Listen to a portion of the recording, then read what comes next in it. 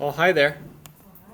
This is one of my favorite, little topics. We're going to learn a little mechanical skill today, working with rational exponents. Exponents that don't fall on integer values. We are going to, when we start looking at exponential functions,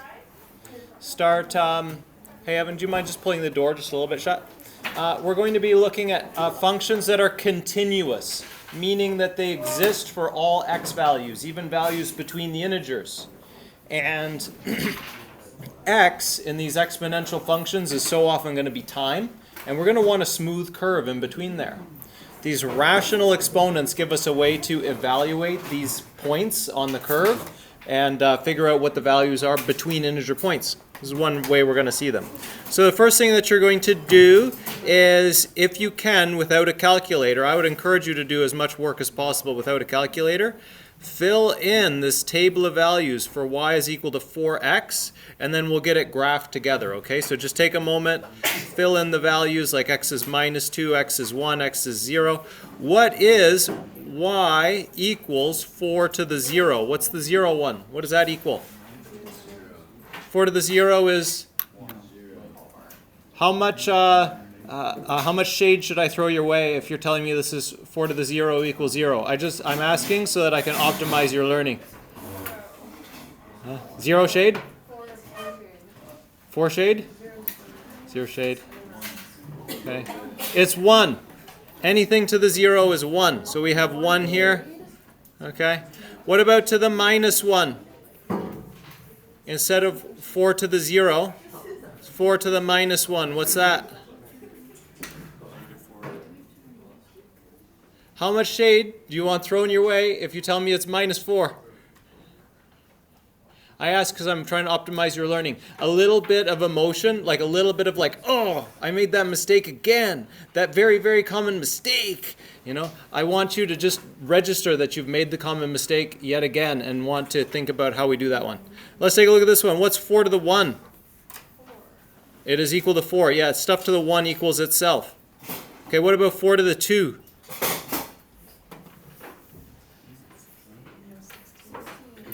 Four squared is 16. Good.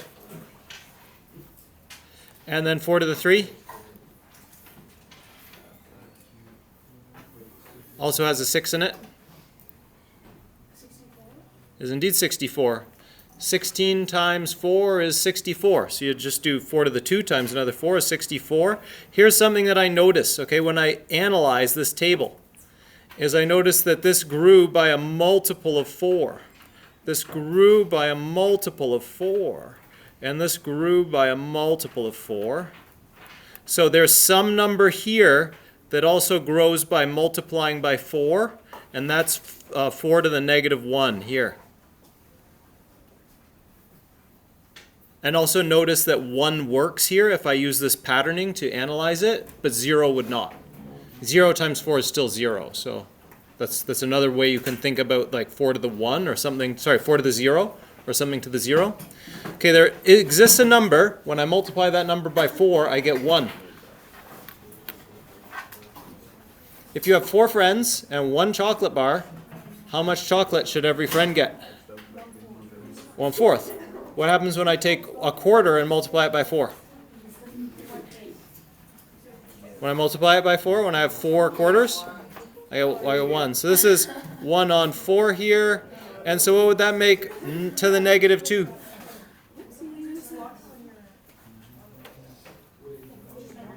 What would the negative 2 be? 4 to the negative 2. It's some number that when I multiply it by 4, I get a quarter. Yeah? Good. So here's what you can use to think about these negative exponents. This will be 1/16 here. Okay. Here's what you can use to think these through bit by bit. Let's just write it in. So if I have 4 to the negative 2, do you recall the metaphor I like to use for the negative exponent? Has to do with, hey, take all your stuff and move. This is the bossy landlord, the minus there, okay? And it says, hey, 4, take all your stuff and move downstairs. Right now 4 is living upstairs. We kick 4 downstairs. 1 over 4 to the 2 is just 1 over 4 squared. That's 1 over 16. Okay. Now, let's go ahead and plot our points. All right? So, I go up here.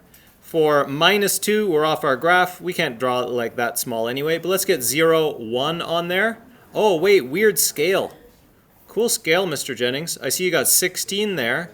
So how much is that? How much is that? 4. Okay, let's go put on 4, 1 there. Sorry, 1, 4. That point. And then 0, 1. How would I do a point in between the points? Yeah, just a quarter of the way between 0 and 4 would be 1. And then if I want 1/4, well, that's really going to hug the x-axis back there. Okay. Yeah. Yeah. And then 2, well, 2's at 16. Oh, cool scale, Mr. Jennings.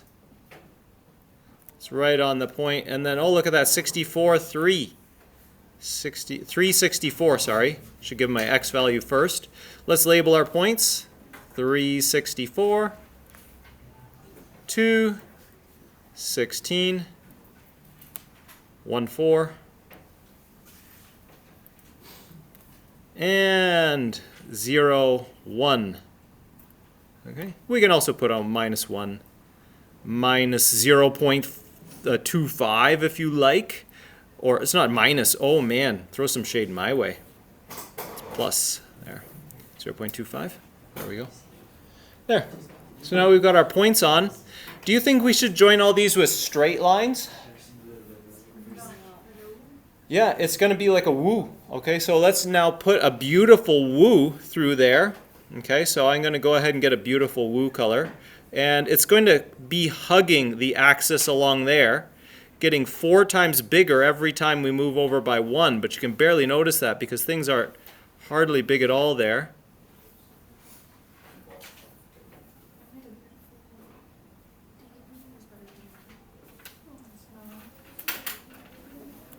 I need to kind of take a little break here and then start again.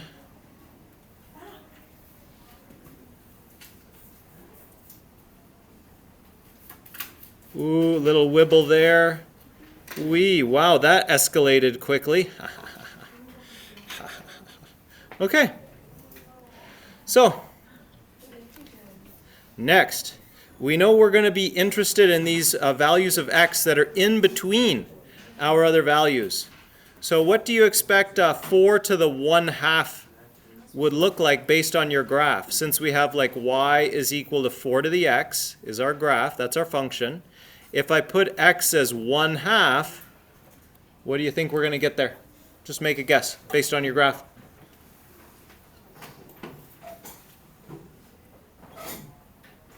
Is it more than 0 or less than 0? So it's a positive number. Is it more than 4 or less than 4? Less. Do any of you know any numbers between 0 and 4?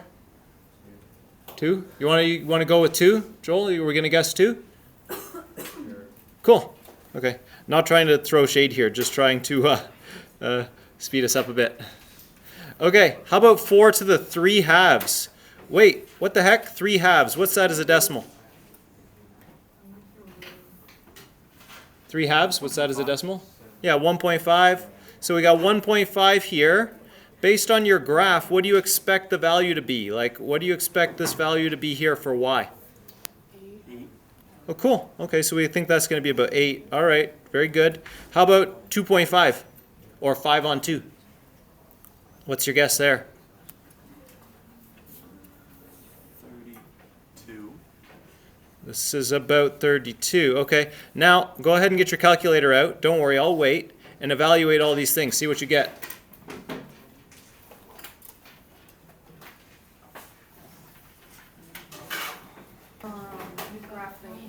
Okay, so on the table? Yeah. So cool. It says then add them to the table above. So now let's I'm just going to get this into the video because maybe I explained it here, but this is important, use your calculator correctly. If I want to do 4 to the 3/2 like that, I have to do 4 raised to the exponent bracket 3 divided by 2 end the bracket. That way it evaluates that first and gives me 8. So now what I'd like you to do is go ahead and add these values in here, like to the 1/2. We knew that was 2. Okay, we evaluated that on a calculator. It's 2. 3/2 is between 1 and 2. That was 8. And then here 5/2, or 2.5, that was 32. Okay, so now we had that pattern that was scaling up all our values by 4 when we went on the integers, when we had 4 to the x. What do you notice about going up by halves? It's doubling each time. That's interesting. Yeah, okay, cool. So we did that. Now, let's investigate this situation. Suppose I told you that I had two powers that have the same base. And they're multiplying one another. What do we do with the exponents in this case? If I have 3 to the 5 multiplied by 3 to the 3, that's equal to 3 to the what? I agree. It is 8. How did you do that? Oh yeah, in these cases where we're multiplying powers with the same base, we add the exponents. What should we do in this case?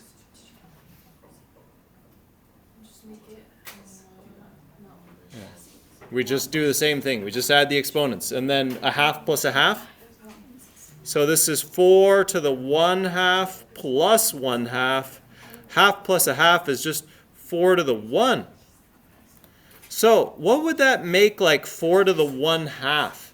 If I take it and multiply it by itself, I get 4. What number does that?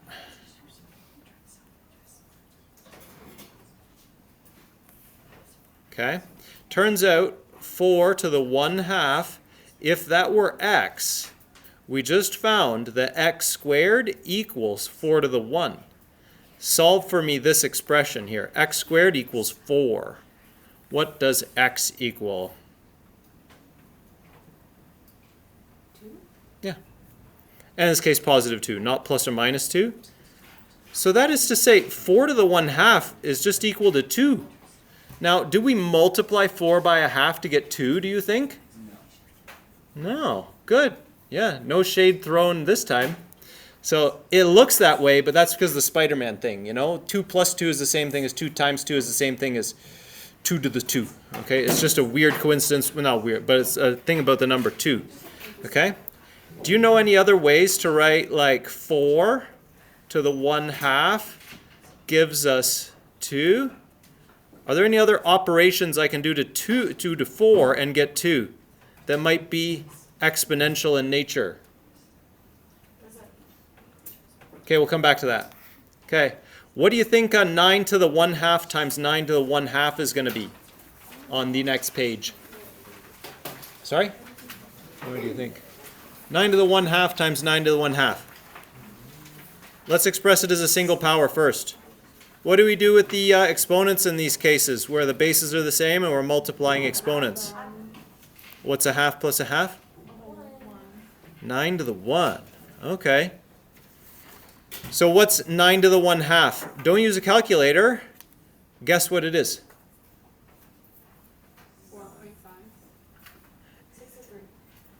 63. 6 or 3, did you say? It's one of those two. No, 3. It's only 3. It's something that when I multiply it by itself, it gives me 9. 3. So 9 to the 1/2 is 3. Cool. Cool, cool. What do you think 25 to the 1/2 is going to be?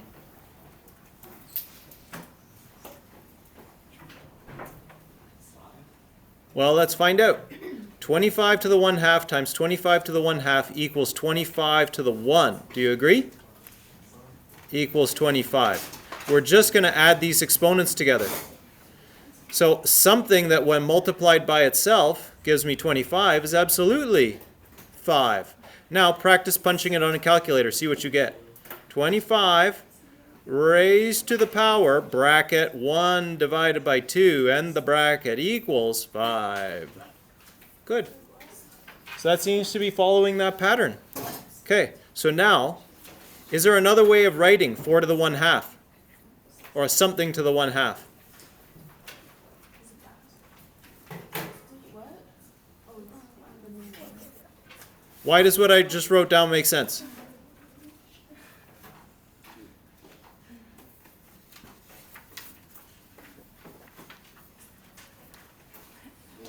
That number divided by itself. If you have to Yeah. sum that itself, Yeah. This is the number that when I multiply it by itself, I get x. That's the definition of square root. It's the opposite of a square. So x to the 1/2 would be that number. If I do x to the 1/2 times x to the 1/2, I have x to the 1/2 plus 1/2 is x. Cool. What do you think about 27 to the 1/3? What's going to happen here? Oh, is it? Oh, wait, I could be wrong. Is it 9? What's 9 times 9 times 9? Oh, wait. Right, 729. Oh. So not 9, but 9's kind of cool. 9's an interesting number that you bring up here. 27 to the 2/3 equals 9. Oh. Neat, eh? That was close. Yeah, but what would I get here if I express this as a single power? 27 to the, what do I do with the exponents in this case? I add them up. What's a third plus a third plus a third? Huh? That's how I roll, dude.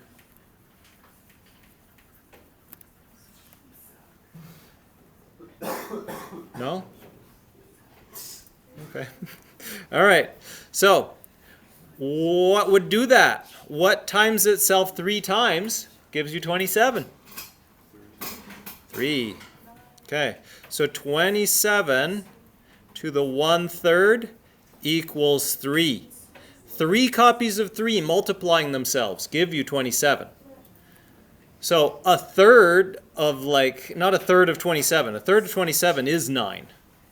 But here, the thing that when multiplied by itself 3 times gives you 27 is 3. There is another way of writing this down, but let's take a look at it here. Okay, this one we know that this is 8 to the 1, okay?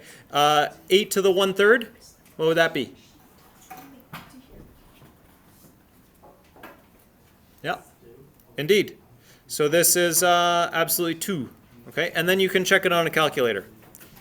8 raised to the power 1 divided by 3 equals, oh no, it's not, it's 2.6 recurring.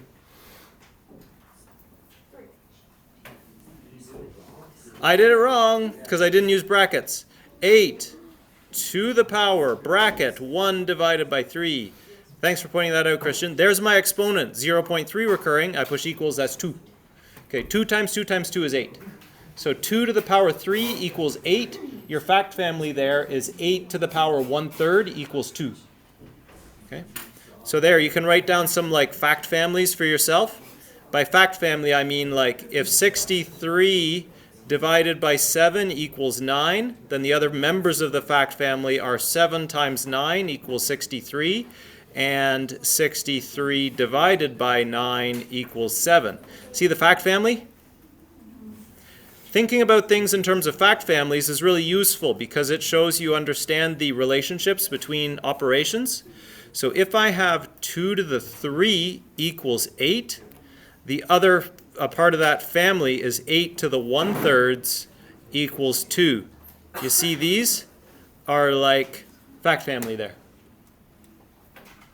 Is that cool? Good. Yeah. All right. So, yeah, so it's not that bad. Now, go ahead and work the examples for a moment, and then we'll talk about them. Go. Practice on your own. I'll be back. All right, let's take a look together.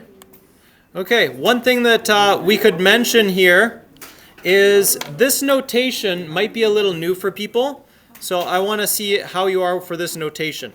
If I wrote 16, oops, that's a very weird way to do a 6. I was thinking about the next number I was going to write. Now, 16 to the 1/2 is just equal to the square root of 16, right? We just looked at that. It's going to be 4. Okay. If I wanted 8 to the 1/3 written in this form. Does anyone know what that looks like? 8 to the 1/3 is equal to the third root of 8. Have people seen this notation before? No? Do you have any idea what that might mean? No? If I told you that there's an invisible 2 hiding in there, in this notation, that when you look at the square root, you're actually taking the second root, finding the number that 2 copies multiply to the number inside that thing. Okay? We're going to find that on our, see here on my calculator, the square root button has the little 2 in it. Watch what happens if I do a second function here. See, it becomes a 3. Or I can do the yth root, like I can input the which root I want. Okay? So another way of writing this down would be the fourth root of 16. The fourth root meaning the number that when raised to the power 4 gives me 16. That's the meaning of the nth root. Okay? So in this case, that's why your calculator is telling you 2 when you do this correctly. Because here's your fact family. Write down your fact family. It's good for your brain. 2 to the 4 equals 16. So that is to say 16 to the 1/4 equals 2. Okay, fact families. All right. How about 81 to the 1/2? What's that equal to without a calculator? 9. Good. This is the square root of 81, which happens to be 9. Good. 16 to the negative 1/2. What are people getting there? 0. What's that? 16 to the negative 1/2. There's a negative in there. Oh, I didn't see that. Sorry. Who said 1/4? Explain why it's 1/4. I don't know. I just put it in my calculator. Okay, so let's walk it through. When see the problems that I put on the board? For a green circle, blue square, black diamond? Many of them are tricky. You're going to want to be able to walk through these step by step. Here, do this one in 2 steps. This is equal to 1 on 16 to the 1/2. The negative exponent, just do it. Just throw it, the whole thing downstairs. It's a bossy landlord. It makes everything move. If it happened to be downstairs, it moves upstairs. Okay. Next step, do 16 to the 1/2. That happens to be 4, so we get 1 on 4, or 0.25. Okay. What number multiplied by itself 3 times gives me 1,000 is another way of interpreting that problem. I agree. So this one is, we would write this down as the third root of 1,000. That is 10. Here's your fact family. 10 to the 3 equals 1,000. So we want, this is not intuitive. It's certainly not multiplication. So we need to develop our intuition by building these fact families. Now, if I transform this into a square root, what would the square root look like? Negative 100 to the 1/2. It's not. Transform it into a square root. What does it look like? 2 to the negative 1. Raising things to the 1. Oh, wait. Here. Mr. Jennings, if I've understood you correctly, raising things to the 1/2 is the same as taking their square root. So this should be the square root of negative 100. Great job, Cozy Cat. And then like we were chatting about before, what number multiplies by itself to give you a negative number? No number exists in the real numbers, so we are saying no solution here. If your calculator told you 10i, that's a very interesting calculator. That is also correct, but beyond the scope of this course. Okay, let's keep going. So, let's take a look at this example. Holy, I'm raising a power to a power. What do I do with the exponents? If I have 3 squared raised to the power 4, that is 3 to the what? That's 3 to the 8, because we multiply the exponents in these cases. What's 3 times 1/2? 1.5. Cool. Or 3 halves. Yeah, both are fine. So here, this is equal to 16 to the 3 on 2. Now, how can we evaluate that? Wait, I have a question. Yeah. Where you just do like 1 divided by 2, and then that'd be 0.5. And then multiply by 3. Yeah, then you Then you get 1.5. that's 4. And then that's 3 over 2 by another name. Sorry? Where you just do like 4. Yeah. Yeah. Look at that. How can we evaluate this? And you gave us a great way. Just split it up. 16 to the 3 on 2 is equal to 16 to the 1/2 to the 3. 16 to the 1/2, you just said is 3. Sorry, 4. Yeah, well, I did like 1 minus 2, which is 0.5, and then I just did 0.5, or then you put in your calculator like 6 on 1 power. 0.5, and then you just times it, which is 4, and then you just divide it. I don't do any square root. So this gives us one road to evaluate these types of things without a calculator. Okay? You split up your exponent when it's in a fraction like that. Split it that way to the denominator and the numerator. You know that you would multiply these, so we are using one of our exponent laws in reverse. Taking apart an exponent, turning it into a multiplication rather than having the product right there. And then evaluate from the inside out. That's a great method. Use the same thing to do 4 to the 3 on 2. 4 to the 3 on 2 equals 4 to the 1/2 raised to the power 3. What's 4 to the 1/2? It is indeed 2. And it's not because we're doing 4 times 1/2. This is 2 times 2 makes 4, so 4 to the 1/2 is 2. So that gives us 2 to the 3, and what's that? 8. Let's check these in our calcs. 4 raised to the power, bracket 3 divided by 2, and the bracket equals 8. Yay. I think we already did that when we were building our graph. Okay. Now try these. Oh wait, don't these not work when they're negative? Let's do this one together.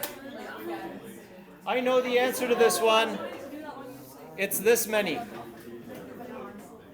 Why is it that many? That one. Negative 27 to the 2/3. Wait, don't they not work when this is negative? 3 times 3 times 3. We'll all do it first. We'll all do it first. 3 times 3 is 9 times 3 is 27. Wait, let me figure it out. It works. I would too. And did you get this many?